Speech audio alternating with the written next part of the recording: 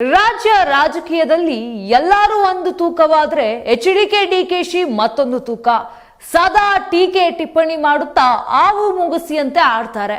BJP ಜೊತೆ ಕೈ ಜೋಡಿಸಿ ಎಚ್.ಡಿ. ಕುಮಾರಸ್ವಾಮಿ ಕೇಂದ್ರ ಸಚಿವರಾಗಿದ್ರು.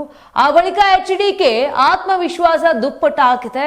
2028ಕ್ಕೆ ರಾಜ್ಯದಲ್ಲಿ ಬಿಜೆಪಿ ಜೆಡಿಎಸ್ ಅಧಿಕಾರಕ್ಕೆ ಬರುತ್ತೆ ಅಂತ ಪದೇ ಪದೇ ಹೇಳ್ಕೊಳ್ತಿದ್ದಾರೆ.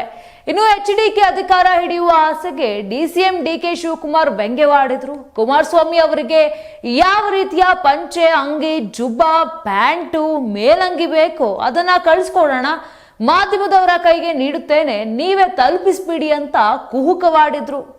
ಇನ್ನು ಡಿಕೆಶಿ ಅಂಗಿ ಜುಬ್ಬ ಕುಹಕಕ್ಕೆ ಲೂಟಿಖೋರ ಅಂತ ಎಚ್ಡಿಕೆ ಪರೋಕ್ಷವಾಗಿ ತಿರುಗೇಟನ ಕೊಟ್ಟಿದ್ದಾರೆ.